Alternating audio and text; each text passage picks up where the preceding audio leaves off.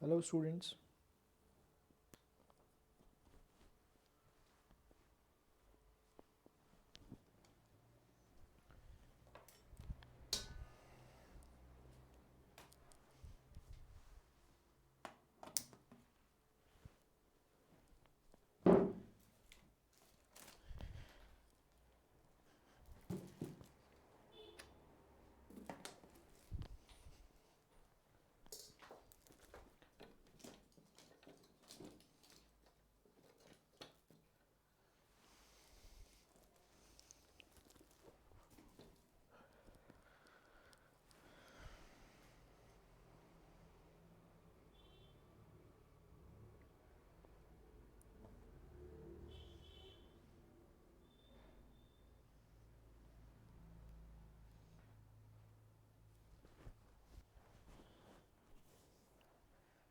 Hello Vishwajeet, sweet poison, Rohit Rana, कैसे हैं भाई सबके सब?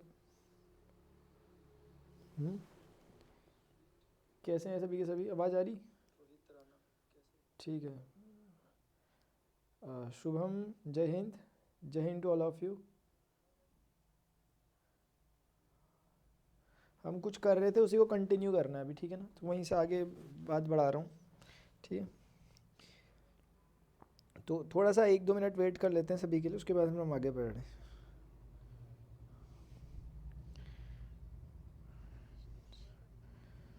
हेलो राहुल, लेक्चर को हो सके तो एक बार शेयर करा करें यार बीच बीच में, ठीक है ना?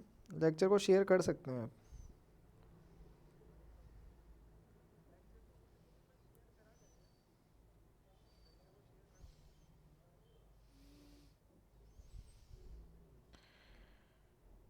आई एम गुड टू शुभम।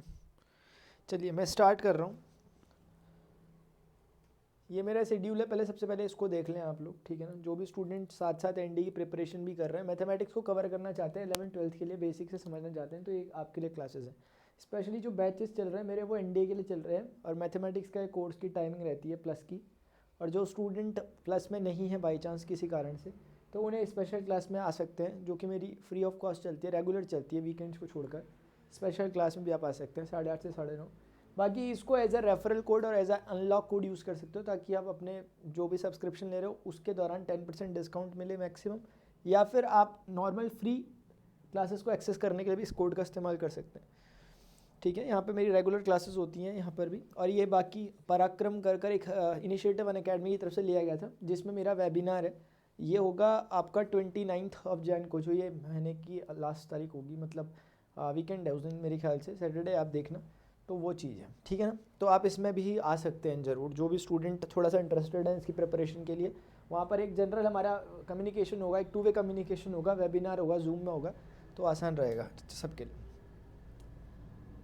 ठीक है? तो हम जो चीज़ें डिस्कस कर रहे थे वो ये थी कि मैंने आपके साथ प्लेन के बारे में डिस्कशन किया था। मैं लास्ट टाइम की अगर आपको बातें बताऊं प्लेन के बारे में, हमने पढ़ा था कि प्लेन की जो इक्वेशन होती है वो कुछ इस तरह की होती है, r vector dot n cap is equal to small का डी, जहाँ पर एन कैप नॉर्मल वेक्टर का यूनिट वेक्टर है और d perpendicular distance from the origin to the plane है। अगर मैं जस्ट रिकॉल करने वाली बात कर रहा हूँ, इसलिए मैं आपको समझा देता हूँ एक बार दोबारा से बनाकर, कि हमने पढ़ा था कि अगर ये एक एक्स एक्सिस है, ये आपकी अगर इस प्रकार से कोई एक वाई एक्सिस है, and there is some axis which is called as z axis, यहाँ से लेकर एक परपेंडिकुलर इस पर जा रहा है, ये एक नॉर्मल वेक्टर है, परपेंडिकुलर कहते हैं।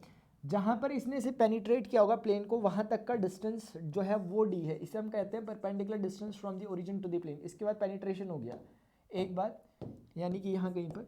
और दूसरी बात ये है कि आपके पास ये नॉर्मल वेक्टर जो दे रखा, इसका यूनिट वेक्टर है, तो अपने को अंडरस्टूड है कि चीज़ें कौन कौन सी क्या क्या है। दूसरी बात ये है कि इसी इक्वेशन का जो दूसरा फॉर्मेट हो सकता है, सेकंड जो फॉर्मेट इस इक्वेशन का है, वो कुछ इस तरह से है कि r vector dot instead of small n there is capital n, and at that time there should be capital D also.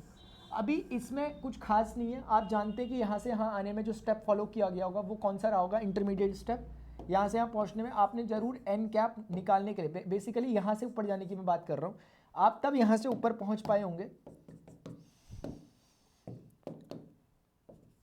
जब आपने एन के मैग्नीट्यूड से दोनों तरफ डिवाइड किया होगा, और जैसे ही आप ऐसा करते हैं तो आप यहाँ पहुँच जाते हैं ये इंटरमीडिएट स्टेप के बाद, क्योंकि एन क्या, एन वेक्टर अपॉन एन जो आपका होता है वो स्मॉल एन बना देता है, कैप बना देता है, बेसिकली यूनिट वेक्टर, और d by n they both are a number and the ratio of the number will give us small d, तो वो बात होती है।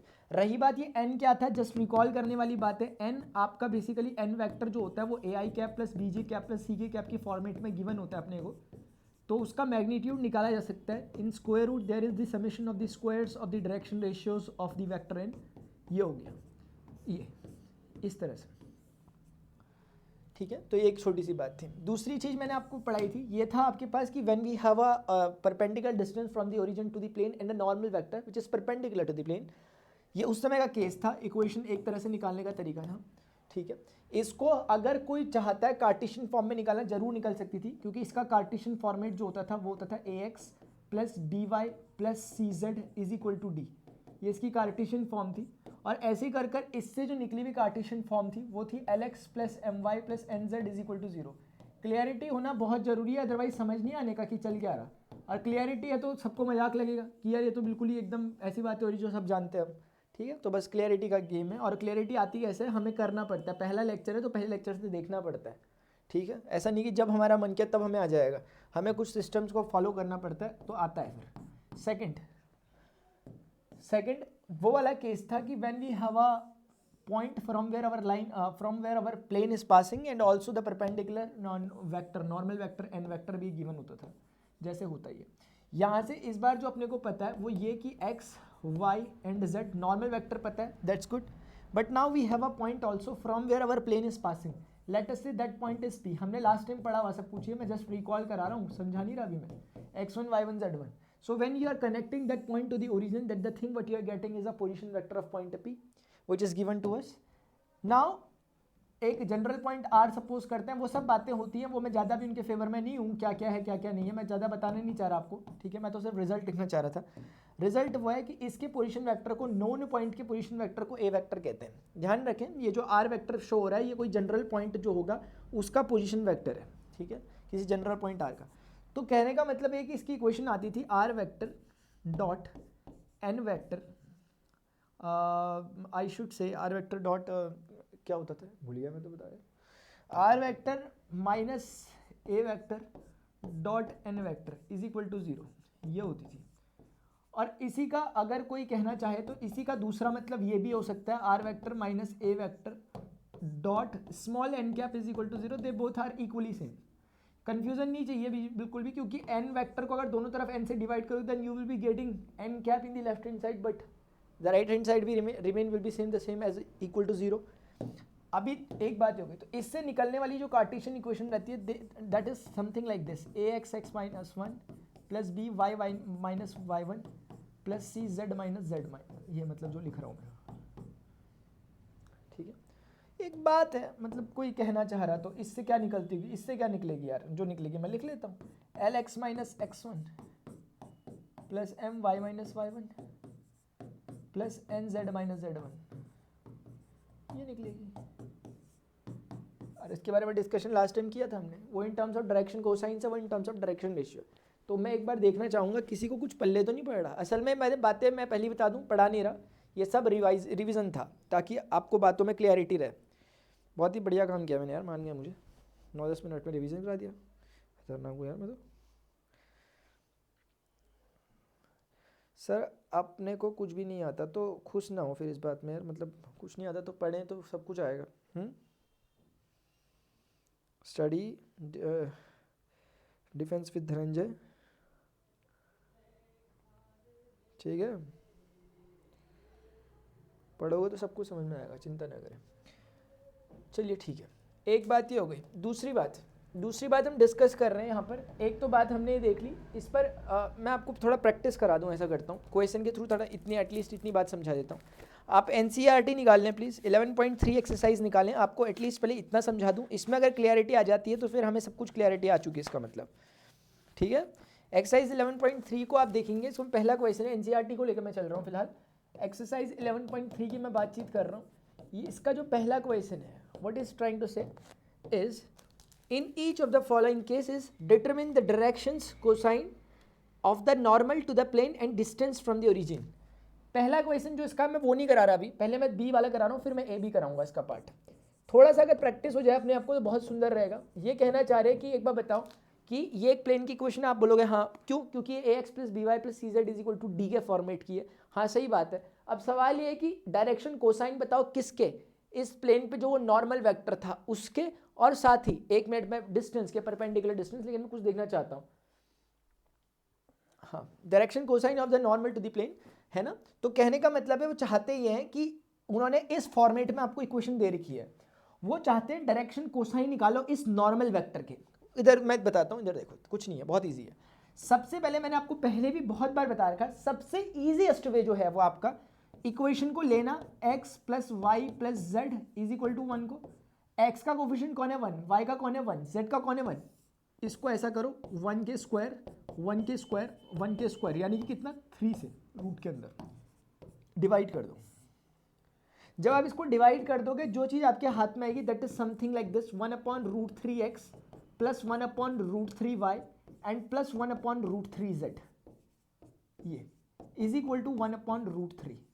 Now this was of the format ax plus by plus cz is equal to d, ये था, है ना। ध्यान से समझना, बस क्या चाहने वाला है देखना, ये इस फॉर्मेट में था। लेकिन मैं कहता हूं कि ये जो इस बार निकल रखा this is of the format lx plus my plus nz is equal to small d।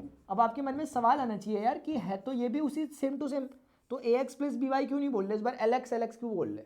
ऐसा इसलिए बोल रहे हैं हम क्योंकि इस बारी में ये lmn बोलने के लायक है। कौन, ये 1/√3 है। क्यों, क्योंकि शायद आपने पढ़ा होगा पहले कि l square plus m square plus n square equal to 1 के होता है यार। अगर ये चीज सेटिस्फाई ऊपर कर रही होती एक्स वाई जेड के कोफिशिएंट से, मैं कह देता कि वो भी lmn है, लेकिन इसके कोफिशिएंट का स्क्वायर करके ऐड करने पे 1/√3 आया था, और √3 is not equal to 1, so that's why they were not what lmn, है ना, दे वर abc।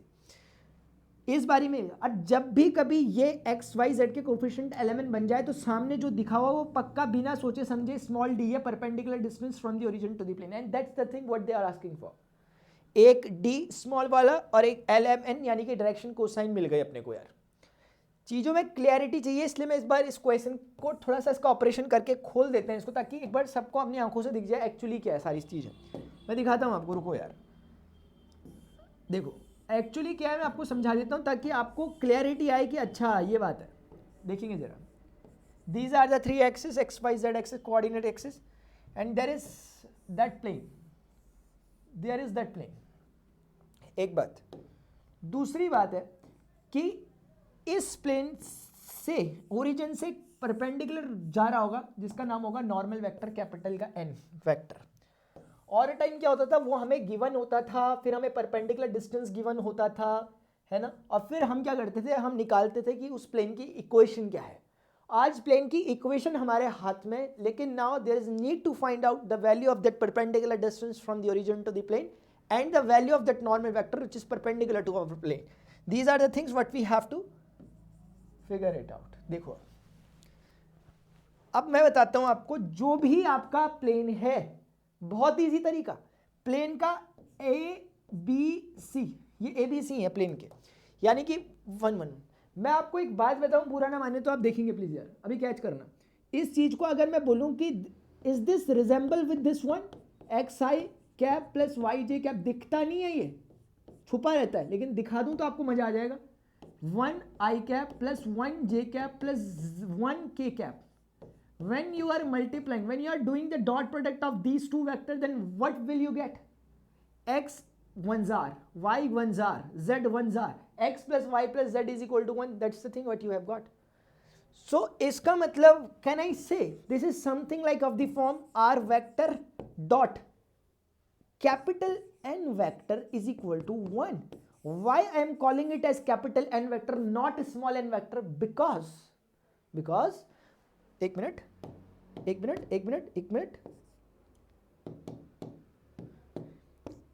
because the magnitude of this one is not equal to 1, so that can never be equal to a unit vector, so that's why I am calling it as a normal vector only. ये n vector की तरह treat कर रहे हैं.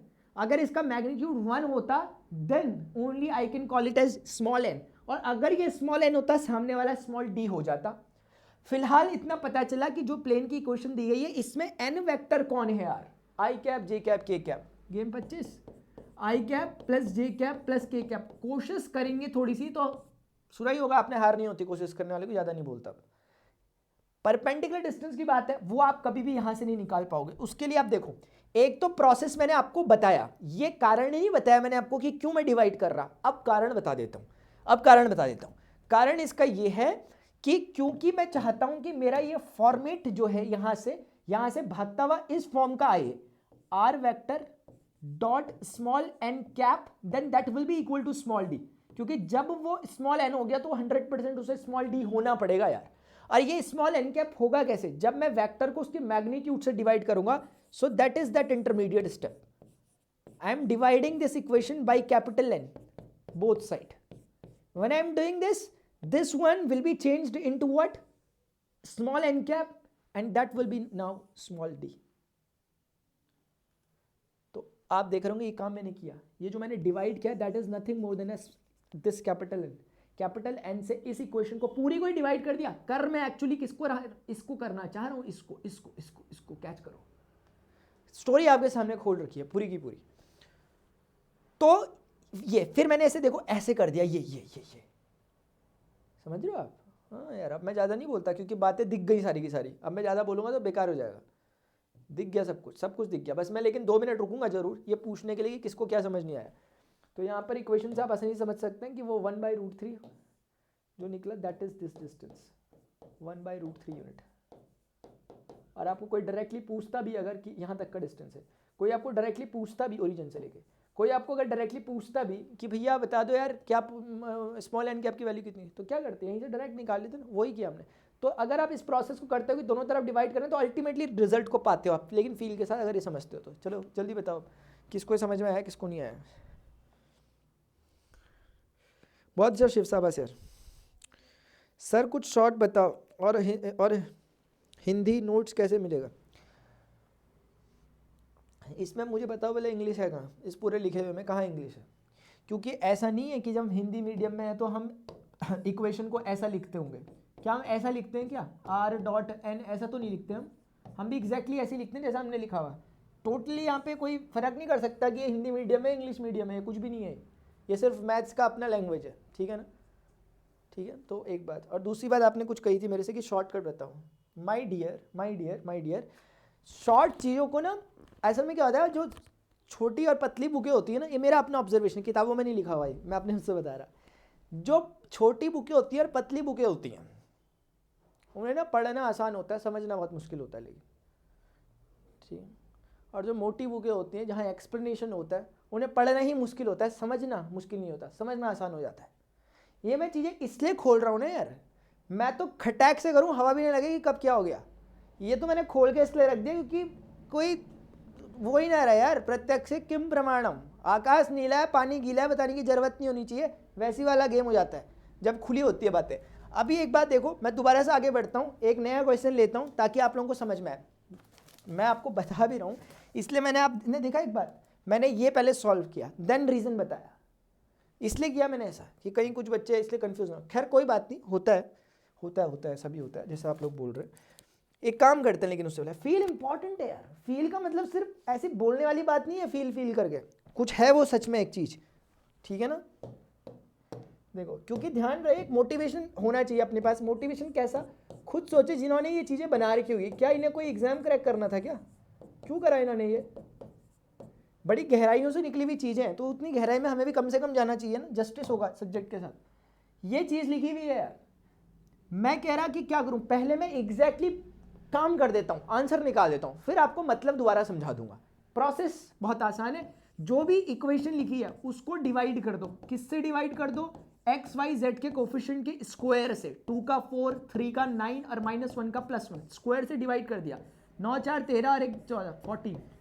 ये हो गया. शिव समझ में आ रहा है कुछ नहीं आ रहा है.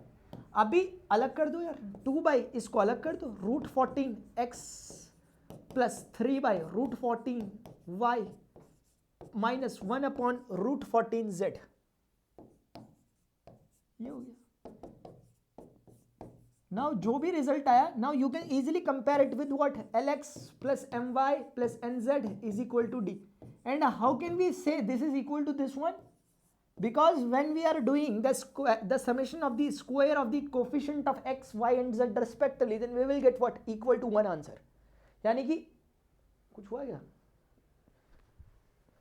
यानी कि L स्क्वायर, इसका स्क्वायर करो, इसका स्क्वायर करो, इसका स्क्वायर करो, definitely you will be getting what, 1।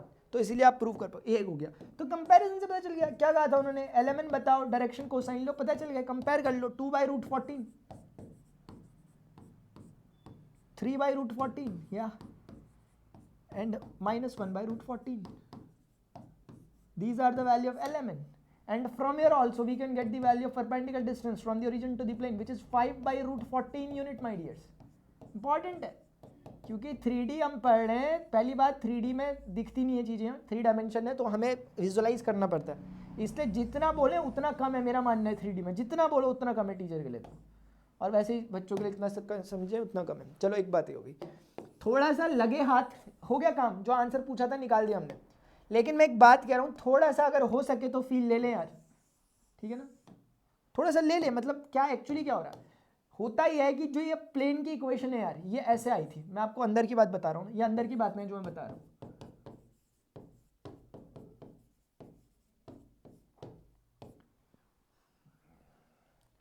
ये इससे मल्टीप्लाई हुआ था, दैट वाज गिविंग अस 5, ये हो रहा था, समझे तो नहीं यार। अभी आप कंपैरिजन कर पाएंगे तो आप पाएंगे कि this is what, r vector, that was what capital n, and that is definitely capital D. Why I am calling it as capital N? Because the magnitude of it is not equal to 1. Magnitude of it is not equal to 1. So now I am trying to make this equation into this format so that I can easily compare the things. क्योंकि अगर मैं इस format में लिया, मैं आसानी से N cap के जो भी डायरेक्शन रेशियोज होंगे, स्केलर कॉम्पोनेंट्स होंगे, वही एलिमेंट होंगे यार, क्योंकि सबने पढ़ा है कि n cap is equal to, पहले बता रही है, सारी बातें जुड़ी है, पहले बता रखा मैंने कि L I cap plus M J cap plus N K cap that will be equal to what. Confuse मत करना, इस एन और उस एन का लेना देना नहीं है आपस में, कोई प्लीज कंफ्यूज ना करें, इन एन पे कोई लेना देना नहीं है आपस में, ठीक है। चलो आपको, चलो मैं लेना देना नहीं इनका, ठीक है। सुनो, ये चीज स्मॉल एन कब बनेगी, जब ये कैपिटल एन से डिवाइड होगा, जब मैं इसको दोनों तरफ डिवाइड करूंगा इक्वेशन को, किस चीज से, उसके मैग्नीट्यूड से।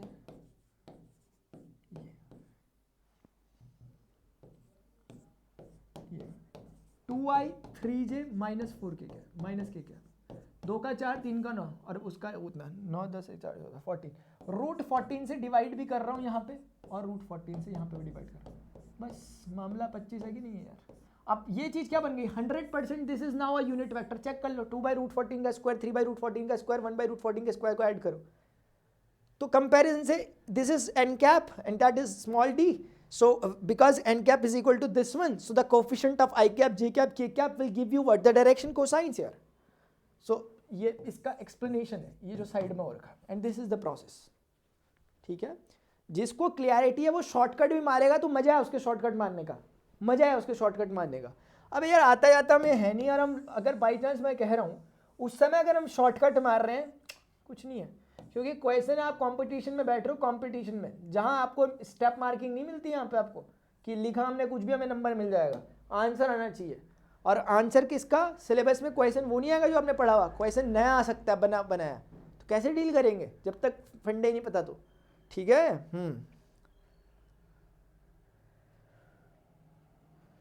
सर एनडीए के लिए क्लास 11 का एडमिशन कब से स्टार्ट होंगे, ये तो मैं समझा ही नहीं कुछ बातें, था क्या ये, मतलब क्या बोलना चाहते हैं आप। सर एनडीए के लिए क्लास 11 के, ऐसा तो नहीं कहना चाह रहे क्लास 11 का चैप्टर वगैरह कब आप पढ़ाओगे एनडीए के लिए, ऐसा तो नहीं कहना चाह रहे। अगर आप ऐसा करना चाह रहे हो तो स्पेशल क्लास में आया करें, मेरी क्लासेस चल रही हैं हमारे रेगुलर, अब तो हमने बहुत कुछ ख़त्म भी कर दिया, रोज़ बोलता हूँ ना आके मैं, इसलिए। गुड, शाबाश यार, गुड जगत सिंह, शाबाश, वेल डन, बहुत बढ़िया जगत।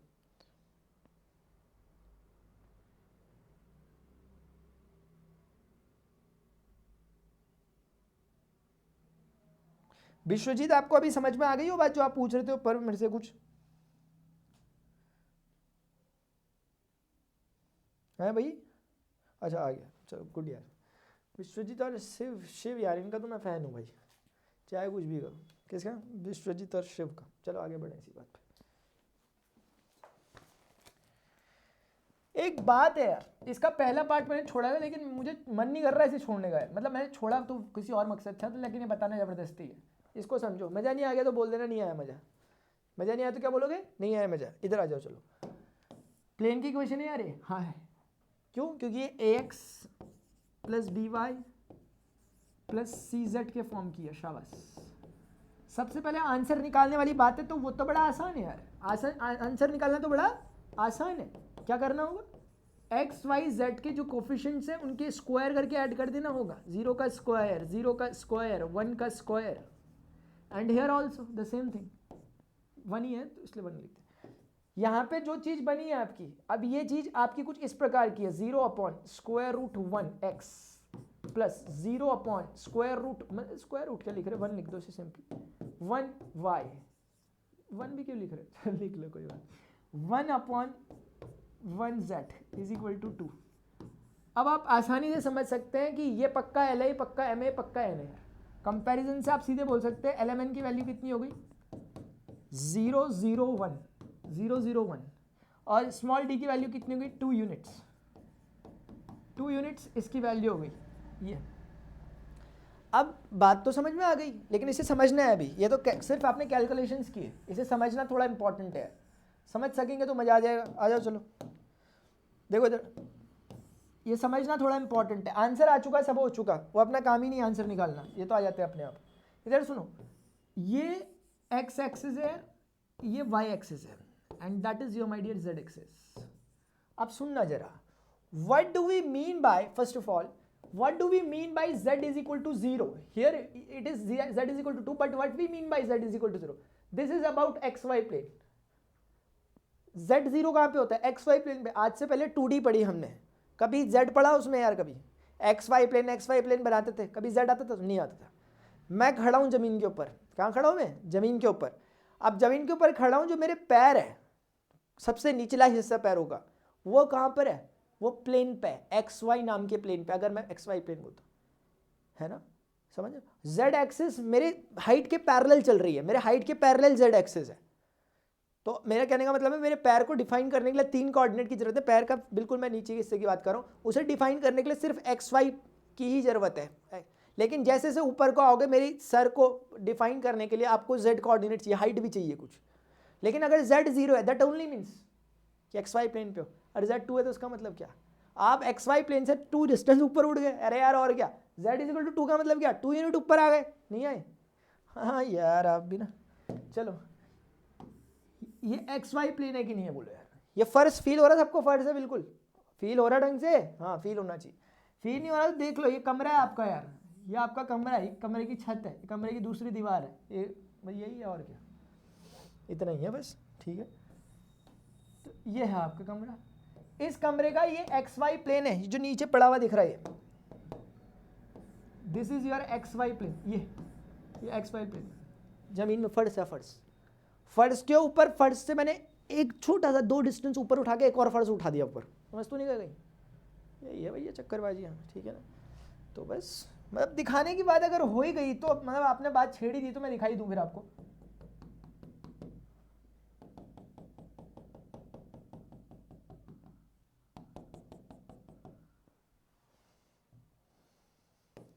ओहो, दिख रहा सबको? ये पास हो या न हो क्या फर्क है, बेदर्द थी जिंदगी बेदर्द है। किसी को लग तो नहीं रहा है अपनी जगह से ऊपर उड़ गया? वैसे ही हुआ है, असलियत में हुआ ऐसे ही है। ये अपनी जगह से ऊपर उठ चुका है। कितना डिस्टेंस ऊपर उठा है? 2 डिस्टेंस ऊपर उठा है। बस यही है, अब क्या बोलूँ मैं। ठीक है, एक बात सुनिए यार, कर सकते हैं फील कर लेना, क्वेश्चन हो चुका है यार, बस एक समझाने वाली किताब नहीं बता पाएगी आपको। अब सुनेंगे जरा। हुआ क्या है कि जब आप जैसे ना इसको ऐसे समझो, जैसे बड़ा आसान है इसको समझना। अरे यार मैं भी ना क्या क्या कर रहा आप लोगों के साथ, बताओ। ये बुक सबको दिख रही यार, ये बुक सबको दिख रही।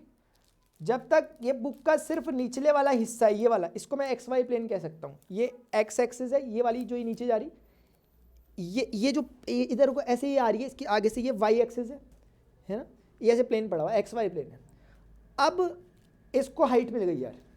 अब इससे जैसे ही मैं इस वाले प्लेन की बात कर रहा हूँ, मान लेते हैं पेज नंबर 437 की बात कर रहा हूँ मैं, पेज नंबर 437 अब एक्स वाई प्लेन पे नहीं है यार, वो एक्स वाई प्लेन के साथ कुछ जेड डिस्टेंस भी रख के है। तो हम उसको क्या कहेंगे पता है आपको, क्या कहोगे आप उसे, मैं बताता हूँ। जैसे मान लो कि हर पेज की को एक यूनिट कहता है, तो 437वां पेज यानी कि 437 यूनिट ऊपर चढ़ गए आप। इसका मतलब जानते हो उस प्लेन का नाम क्या हो गया, z is equal to 437। z is equal to 4, अच्छा 420 नहीं हुआ खैर 437 हुआ। z इज इक्वल टू 437 उस प्लेन का नाम हो गया। ठीक है, ऐसा ही है यार। तो वो चक्कर बाजी। अब एक इंपॉर्टेंट बात, ये जितने भी प्लेन दिख रहे हैं आपको, क्या मानते हो कि इन सबके परपेंडिकुलर जो एक वो होगा वो z एक्सिस है?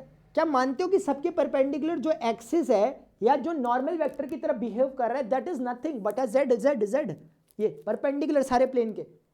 तो z axis is acting like a normal vector for x y plane, and similarly for y z plane x axis is acting like a normal vector.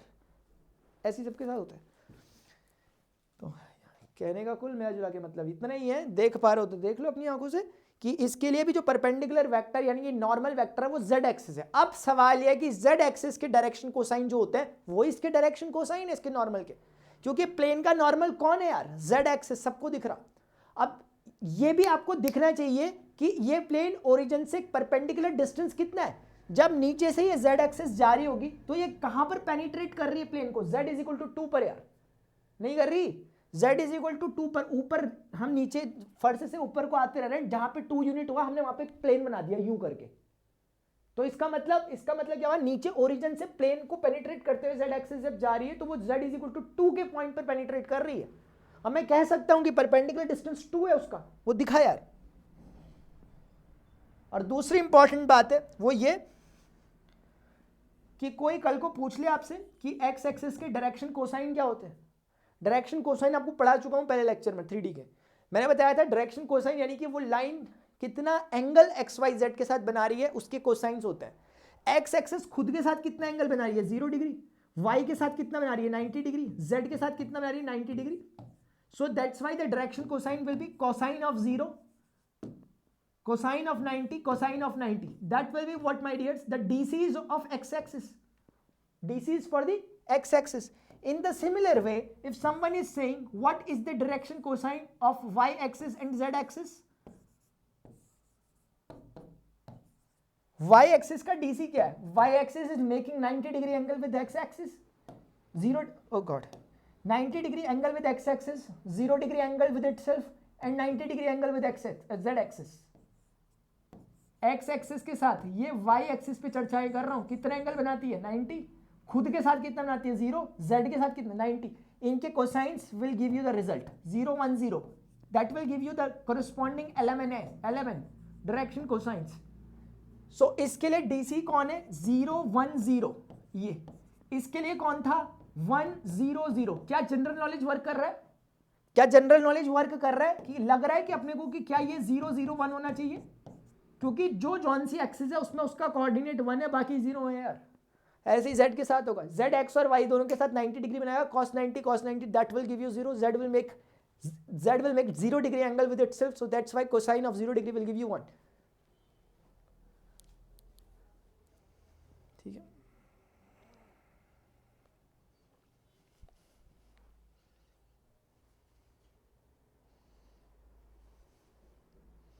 Hello hello boil blood, कैसे हो भाई?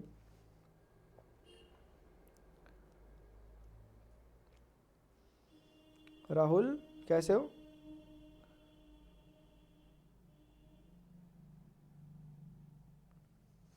ठीक है, video को like भी कर सकते हैं बाय द वे। ठीक है, तो यही है बस। ठीक है, तो आपको शायद समझ, क्वेश्चन बहाना है यार, क्वेश्चन के कंधे पे तो रख के हमें गोली चलानी होती है, पता ही नहीं आपको।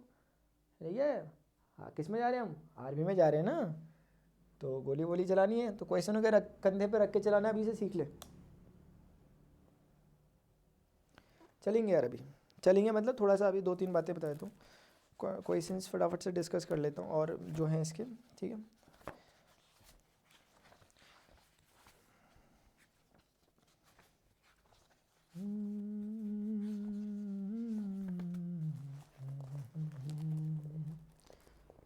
ऐसे ही चलो देख लो फटाफट से। सेकंड क्वेश्चन है, कुछ नहीं है, लैंग्वेज है, एनसीईआरटी पकड़े, 11.3 की बात कर रहा हूँ। Find the vector equation of a plane which is at the distance of 7 units from the origin. यार लो बोलो, डिस्टेंस डी, स्मॉल डी दे दिया सीधे सीधे ओरिजिन से, and normal to the vector. अरे यार क्यों मजाक कर रहे हैं हमारे साथ, 3i cap plus 5j cap minus 6k cap, normal vector दे दिया, बोले वेक्टर इक्वेशन बताओ। अजी हमें तो पता ही नहीं कुछ भी यार, हम तो ऐसे ही आ गए बस। हैं, ये होता है क्या, कैपिटल डी होता है, लेकिन दूसरा फॉर्मेट क्या है, आर वेक्टर जब small cap is equal to small d, तो आपको अकॉर्डिंगली डिसीजन लेना पड़ेगा। अब ये नहीं कि यहाँ एन ये डाला डी वो डाल दिया आंसर है, आप देख लो किस में ज़्यादा कंफर्टेबल फील कर रहे हो। अपना अपना स्टाइल है यार, मैं इसमें ज़्यादा कंफर्टेबल फील कर रहा हूँ। मैं कह रहा आर वेक्टर को तो आर वेक्टर लिखूंगा एन कैप, यानी कि वेक्टर को उसके मैग्नीट्यूड से डिवाइड कर दूंगा। 3 का स्क्वायर 9, 5 का स्क्वायर 25, 25 और 9 34, और 34 और 36 कितना होता है, 3 30 60, 60 और 70 तो नहीं होता कहीं, चेक करना प्लीज यार कितना हो रहा, √70। अब ये नहीं कि वहां भी लगे हुए डिवाइड करने में, क्यों करोगे डिवाइड वहां तो होता है आर वेक्टर नॉर्मल का यूनिट लिख दिया, आप जो डिस्टेंस परपेंडिकुलर लिख दो यार। From easy comparison you can get the value of this whole thing, मतलब फ्रॉम हियर यू कैन, पूछा क्या है इन्होंने, वेक्टर फॉर्म ना, तो क्या निकाल लिया आप, वो तो गया, ये वेक्टर फॉर्म आ गई, शाबाश। 3 का स्क्वायर 9, 25 और 9 25 34 34 और 6 36 34 36 34 36 35 35 70, ठीक है ये हो गया। ऐसे ही करके एक बार देख लो उसका नेक्स्ट क्वेश्चन है, find the Cartesian equation of the following planes. जैसे आर वेक्टर दे रखा i cap plus j cap minus का के कैप है। एनसीईआरटी के बराबर बुक नहीं मिलेगी आपको प्रिपरेशन के, मैं पहले बता दूं, ठीक है ना, इसलिए एनसीईआरटी को पहले सारे क्वेश्चन अगर आप कर पा रहे हो, आपको पूछने की फिर मेरे से जरूरत भी नहीं पड़ेगी कि आप कुछ भी नहीं पूछोगे, आपको सब समझ आ जाएगा। समझ तो नहीं आ रही किसी को? अच्छा ठीक है, कार्टेशियन वो निकालने, कार्टेशियन फॉर्म, कार्टेशियन फॉर्म में आर को अलग कर दो यार, x i y j z के, क्योंकि आर था कौन, general point x y z का क्या पोजीशन वेक्टर, तो ऐसी तो होगा। Just do dot product normally, x into 1 y into 1 z into -1, that is giving you what, the equation of plane.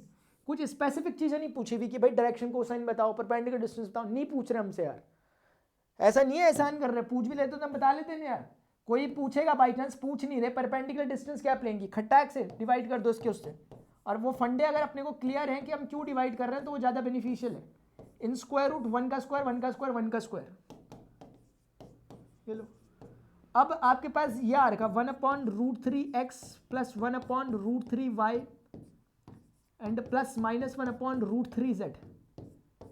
The coefficient of x, y and z, they are giving you what my dears? 11. The direction cosine of the normal vector to the plane.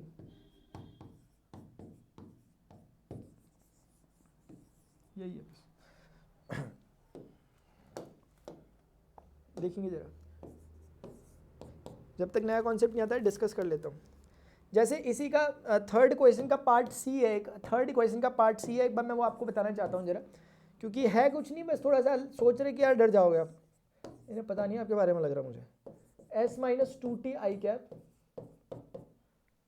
Plus 3 - t j cap plus 2s plus t k cap and that is equal to 15। एक बारी में हमें लग सकता है अजीब व गरीब यार क्या तरह की चीज़ है, लेकिन दूसरी बारी में हम बोलेंगे नहीं यार ऐसा तो नहीं है। आर वेक्टर को आर वेक्टर लिखते हैं डॉट। अब यार अब लग रहा कि यार ये है क्या है क्या है क्या, बंदा सोच सोच के थक गया, लेकिन फिर लास्ट में उसे याद आ ही गया कि यार हमने कुछ और भी पढ़ा है इक्वेशन में। स्टार्टिंग में रहता r vector minus a vector dot n cap, ये वो फॉर्मेट लग रहा मुझे, मैं बताऊँ आपको कैसे लग रहा मुझे, रुको रुको जरा, थोड़ा सोचने तो नहीं दोगे कहीं यार।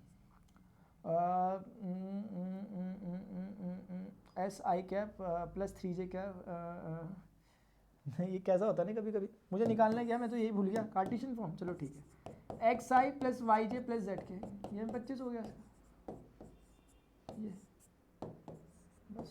अरे यार इतना लंबा लिखना पड़ेगा क्या दोबारा, ओहो चलो खैर हंसते हंसते कट जाए रास्ते। 2s प्लस टी जे क्या, ठीक है, that is giving you 50. Let's do what, the dot product. X will be multiplying with the coefficient of that thing, y will be multiplying with the corresponding 3 minus t, and z is multiplying with what, 2s plus t, and that is giving you the result 50. Just solve it again, x into s, वैसे क्या solve करोगे, ये answer है आपका, और क्या answer ही तो कहोगे इसे यार, नहीं कहोगे क्या, मैं भी ना आंसर ही तो कहेंगे इसे यार, ये a की तरह बिहेव कर रहा x, ये b की तरह बिहेव कर रहा y, और वो c की तरह बिहेव कर रहा है c, and z equal to यही है।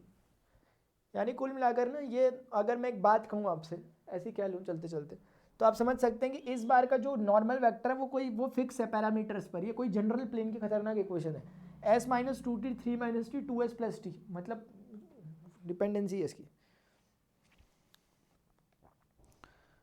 ठीक है, समझ में तो नहीं आ रहा इनको किसी को, क्या हुआ कोई तो बता दो भाई कि क्या 8 सीरीज पहले हो चुकी है, डेफिनेटली यस यार, डेफिनेटली यस।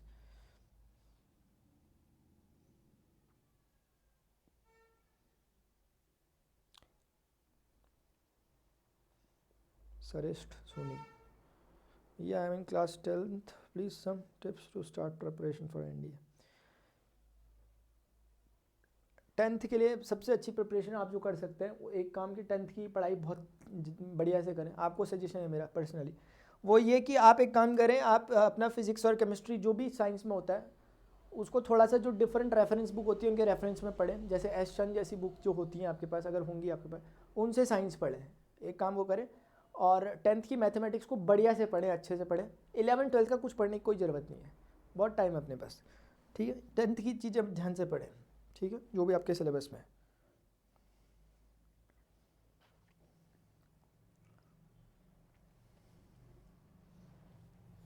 इंडियन आपको मैंने बता दिया कुछ, हाँ क्या बताया मैंने आपको बताया कि यस, हमने 8 lectures already we have covered the previous 8th lecture of corresponding lecture 3D geometry, and this chapter is also related with what, vector algebra, the basic of 3 dimensional geometry is completely what, vector algebra, वो पहले अपने आप को आना जरूर चाहिए, सब बताया मैंने, लाइन से मैं पढ़ाता हुआ आ रहा हूँ यहाँ पर, ठीक है ना, लाइन से पढ़ाता हुआ आ रहा हूँ, ये मैं इसलिए पढ़ा रहा हूँ, मैं कह रहा हूँ यार 12th के जो टर्म 2 की प्रिपरेशन कर रहे हैं उनका भी अच्छा हो जाए, और जो एनडी की प्रिपरेशन कर रहे हैं उनको भी तरीके से चीज़ें समझ में आए। एनसीईआरटी करना भाग्य वालों को नसीब होता है, हर बार ऐसे किसी को नहीं मिल जाता, ठीक है ना, तो वो बात है। तो यार इन the following cases find the coordinate of the foot of the perpendicular drawn from the, चलो आपको एक क्वेश्चन बताएं यार, आपको आज एक क्वेश्चन बताएं, चलो ठीक है, फोर्थ क्वेश्चन है, they are saying what, 2x plus 3y plus 4z minus 12, ये क्वेश्चन है, बोलो ठीक है। अब ये कह रहे हैं कि इस क्वेश्चन में in the following cases find the coordinate of the foot of the perpendicular drawn from the origin to the plane. जब तक क्लियरिटी नहीं है कि हम करने के वाले, कुछ नहीं होने वाला, जब तक कहानी क्लियर नहीं है यार, और कहानी कैसे क्लियर होती है, दिखाएं आपको जरा, कहना बेचारे ये चाहते हैं कुल मिला के ये, ठीक है ना, कि एक्स एक्सिस है, ये वाई एक्सिस है, ये जेड एक्सिस है,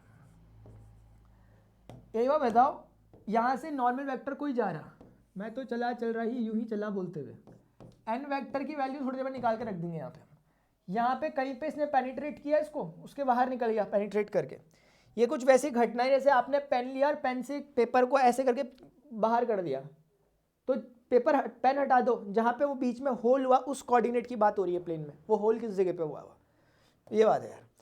तो बस यही है, ठीक है, इसको मैं आपको पहले मैं बता चुका, मैं इसको मतलब फर्स्ट क्लास फॉर्म में अगर हम इसे खोलना चाहते हैं, मतलब बिल्कुल एकदम स्क्रैच से समझना चाहते हैं, हमें ये करना चाहिए यार, इस -12 को मन कर रहा किसी का उठा के तो उधर रख दो, +12 बोल दो, अगर मन कर रहा, नहीं कर रहा तो मत करना, +12 बोल दिया लो। अब now we can compare this with this one, x I cap plus Y J cap plus Z K cap, got it, and this is doing dot product with what, 2i cap plus 3j cap plus 4k cap, good, and that thing is equal to what my dears, 12, good, now can't we just compare this thing with this one, n vector is just equal to 2i plus 3j plus 4k, क्या बोलो 2i plus 3j plus 4k, क्या लो एक काम ये कर दिया हमने, पूछा गया पहले परपेंडिकुलर का फुट अप निकालते हैं, रुक जाओ कोई दिक्कत नहीं है, अभी करते हैं। हमें बेसिकली इस पॉइंट P का कोऑर्डिनेट एक्स वाई जेड बताना है, for example x y z मान लिया, नाराज मत होना यार प्लीज, ठीक है। अच्छा अब एक बार बताओ, प्लेन की इक्वेशन में अगर मैं इसको डिवाइड कर दूं इसके स्क्वायर रूट के सम करके, 2 का स्क्वायर 4, 3 का स्क्वायर 9, 4 का स्क्वायर 16, 16 9 25 4 29, डिवाइड कर दिया। अब जो ये चीज बनी यार, अब ये वो नहीं रही, अब ये बन चुकी, अब ये बन चुकी है, अब वो स्मॉल डी में परिवर्तित हो चुका है, क्योंकि ये अब एक स्मॉल एन बन चुका है यार, ये यूनिट वेक्टर हो चुका है। 2/√29 का स्क्वायर, 3/√29 का स्क्वायर, 4/√29 का स्क्वायर पकड़ के लाओ, ऐड करो 1 आएगा। So that only means they all are LMN only, LMN है वो। तो अगर ये LMN बन गया तो यहाँ पर यानी ये यूनिट वेक्टर बन गया अगर जैसे ये, तो पक्का 100% सामने स्मॉल डिस्टेंस है, मतलब परपेंडिकुलर डिस्टेंस है, and that is now equal to 12/√29 units. ठीक है यार, समझ में तो नहीं आ रहा ना, देखते रहना क्या पता आ रहा हो, ठीक है। करना क्या है मैं, अब कुछ भी नहीं है, बहुत सिंपल सा काम है। आप देखो ना कलाकारी, देखो ना करने वाले की, जिन्होंने पहले क्या, हम तो बस माध्यम है, निमित्त मात्र है, बस और कुछ नहीं, लेकिन जिन्होंने पहली बार किया उनकी कलाकारी तो देखो आप जरा, अभी दिखाते हैं आपको, रुक जाओ देखो जरा। होता यह है कि ये कह रहे हैं यार बचपन में कभी कुछ पढ़ा था आपने, मैंने कहा कहना क्या चाहते हो यार, पढ़ लिख के पहुंचा यहाँ तक XYZ ही है, ठीक है। तो कुल मिलाकर ये पॉइंट P है, इसका कोऑर्डिनेट XYZ है। शायद यार आप मेरे से एग्री करते हो अगर मैं कह दूं इसके डायरेक्शन रेशियोज को, थोड़ी देर के लिए कह देता हूं, अगर LMN मान लेते हैं इसके direction ratios. So hope you are agree with me if I am writing x is equal to LR, y is equal to MR and z is equal to NR। ये मेरा फेवरेट है यार, favourite. ये रिश्ता क्या कहलाता है, ये कहलाता है x is equal to LR, y is equal to MR, z is equal to NR। अब मैं कह रहा यार कि ये जो पॉइंट P है, अगर मैं इसे थोड़ी देर के लिए वेक्टर की तरह सपोज कर दूं, तो ये बताओ जो डायरेक्शन कोसाइंस इस n वेक्टर के, वो कहाँ को टेढ़ा जा रहा है यार, बिल्कुल ऐसे करके, सीधा मानना उसे प्लीज, ऐसे करके जा रहा, बताओ। हाँ यार, तो ये सीधा जा रहा, तो कहने का मतलब है जो पूरे नॉर्मल वेक्टर का डायरेक्शन कोसाइन है वही उसका होगा। पूछो क्यों यार, क्योंकि नॉर्मल वेक्टर जितना एंगल x के साथ, जितना एंगल y के साथ, जितना एंगल z के साथ बना रहा है, ये OP भी तो उतना बना रहा होगा, एक दिन डिस्कस भी किया था रास्ते में। तो यार एंगल सेम है तो कोसाइंस भी सेम होंगे उनके। तो इसका मीनिंग ये होगा कि जो डीसीज उसके हैं वही इसके भी है यार, यानी काम की बात तो नहीं बोल दूं। सुनो अब, ये आर कौन होता था, यहां से लेके यहां तक का जो इसका मैग्नीट्यूड होता था, जिस वेक्टर पे आप चर्चा कर, गेम 25, गेम क्या हो चुका, 25 हो चुका। क्योंकि कोई आपसे पूछे कि इसके डीसी, फिलहाल ये समझ लो कि इस चीज को मैंने यहां पे ड्रॉ कर दिया, भी समझ लो आप, मेरा सिर्फ कंसिडरेशन ओपी वेक्टर पर है। जो आर कह रहे जिसे आप, क्या आप समझ नहीं गए कि आर की वैल्यू इस बार 12/√29 है, नहीं समझे, बोल दो नहीं समझे, क्या समझ तो नहीं गई कि आर की वैल्यू कुछ और नहीं 12/√29 है यार। अच्छा, और क्या चीजें अननोन है, XYZ निकलने हैं, XYZ निकलने because they are only the things what we are interested for, यानी कि यही है फुट ऑफ द परपेंडिकुलर के कोऑर्डिनेट्स। क्या हमें LMN पता है, बिल्कुल पता है यार LMN, क्योंकि ये क्या है, ये LMN ही तो है, 2/√29, ये क्या है, साक्षात LMN ही तो है यार। ये 25 करो इसका, और क्या, x कितना निकल गया 2/√29, L हो गया, R कितना देखो, ढूंढो यार, पता नहीं यार, समझ में नहीं आ रहा इनको, कुछ समझ में तो नहीं आया किसी को। तारों भरी एक रात में दरखत पढ़ेंगे, साथ में कोरा जो पन्ना रह गया एक, ख्वाब से हाथ में थोड़ी शिकायत करना, तू थोड़ी शिकायत मैं करूँ, नाराज ना होना कभी जिंदगी।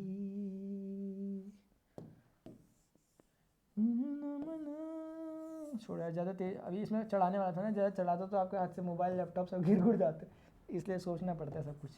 Z is equal to NR, N पकड़ लो, 4/√29, ठीक है यार। होपफुली समझ में किसी ना किसी को तो आया होगा, कुछ तो आया होगा यार, एक बंदे को तो कम से कम आया होगा। अरे आया तो नहीं किसी को, यस नो बोलेंगे जरा जिसे आया। These are what my dears the coordinate of the foot of perpendicular.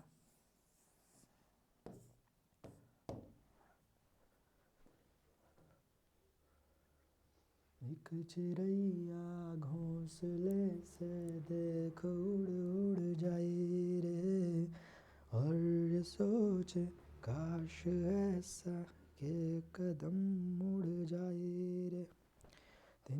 दिनगा कर मडोरा और बनाया घर, पर जमेगी बारिशों में। हाँ बिल्कुल सही बात है, शाबाश। घर दिया बेघर।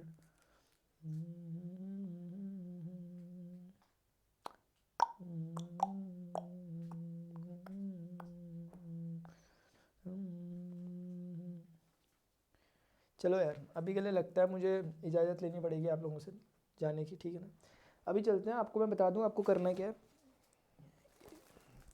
एक तो ना फोर्थ क्वेश्चन में ऐसी दो प्रैक्टिस के लिए 2-3 क्वेश्चन दिए हैं, उनको प्रैक्टिस करेंगे आप लोग। नहीं समझ में आता बोला करो। पांचवा क्वेश्चन आप कर सकते हो बाय द वे। नहीं कर पाओगे बात अलग है, लेकिन रिलेटेड कॉन्सेप्ट बता दिया। बोला हुआ द पास है, कितना हो रहा टाइम, चलो यार अब तो खैर मन नहीं कर रहा, अब नहीं करते। लिखा हुआ that passes through the point E and the normal to, passes through the point E. कौन सी क्वेश्चन बतानी है, वेक्टर। वेक्टर क्वेश्चन में जो पॉइंट दे रखा, पांचों क्वेश्चन बुक में पकड़ लो हाथ में सबके सब। 1 0 -2 है, ये ए वेक्टर क्या बनेगा, आई कैप 0 j कैप, आई कैप -2 के कैप, ये ए वेक्टर हो गया। एन वेक्टर दिया हुआ क्वेश्चन में, r vector minus a vector dot n vector is equal to 0। ये हो गया आंसर, एग्जैक्टली आंसर।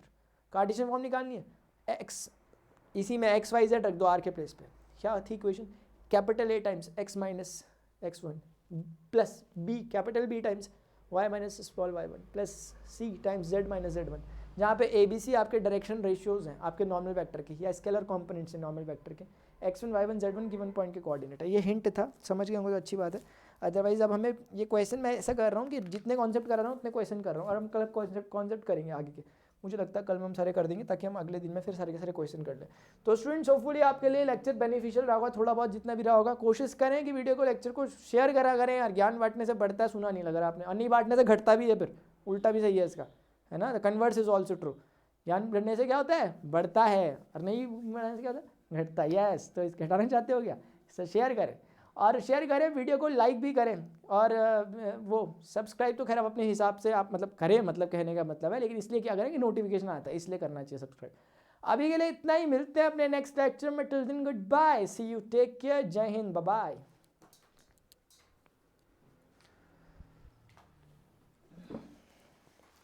गुजरने वाली हवा बता, मेरा इतना काम करेगी क्या, मेरे गाँव जा, मेरे दोस्तों को मेरा सलाम दे, मैं वापस आऊँगा, मैं वापस आऊँगा, लिखो कब आओगे, लिखो कब आओगे, कि तुम बिन ये घर सुन